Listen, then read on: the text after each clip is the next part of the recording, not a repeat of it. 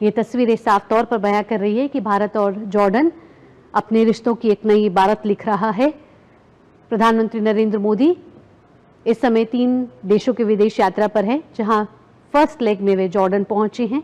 Jordan की राजधानी Amman में प्रधानमंत्री नरेंद्र मोदी ने किंग ऑफ जॉर्डन के साथ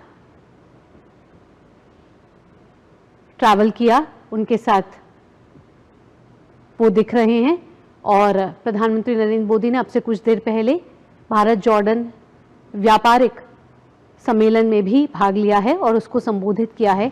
बेहद ही महत्वपूर्ण ये यात्रा मानी जा रही है प्रधानमंत्री नरेंद्र मोदी की, भारत जॉर्डन रिश्तों को मजबूत करते हुए, साथ ही इस मित्रता को और आगे बढ़ाते हुए। भारत और जॉर्डन के रिश्ते पहले से ही मजबूत रहे हैं और इस यात्रा से नए आयाम यहाँ पे जुड़ते हुए नजर आ रहे हैं। आपको बता दें कि दोनों देशों के बीच एक मजबूत रिश्ता है, चाहे वह आर्थिक तौर पर हो, व्यापारिक तौर पर हो। अगर दोनों देशों के रिश्तों की बात करें तो व्यापार के तौर पर $2.8 अरब का व्यापार इस समय दोनों देशों के बीच है, जिसको $5 अरब तक पहुंचाने का लक्ष्य रखा गया है। भारत जॉर्डन का तीसरा सबसे बड़ा व्यापारिक भागीदार है और प्रधानमंत्री नरेंद्र मोदी और जॉर्डन किंग कार में एक साथ रवाना हुए। और ये बॉडी लैंग्वेज साफ तौर पर बता रही है कि प्रधानमंत्री नरेंद्र मोदी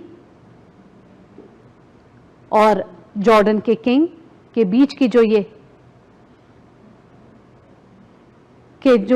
ये रिश्ते हैं अपने आप में मजबूत होते हुए नजर आ रहे हैं। और ये देखिए, ये तस्वीरें सीधा अम्मान जॉर्डन से, जहां से कुछ देर पहले प्रधानमंत्री नरेंद्र मोदी ने व्यापारिक सम्मेलन को संबोधित किया, जिसके बाद प्रधानमंत्री नरेंद्र मोदी और जॉर्डन किंग जो साथ में एक साथ कार में रवाना हुए। दोनों देशों के बीच के रिश्तों में एक मजबूती, एक प्रगाढ़ता यहां साफ तौर पर दिख रही है।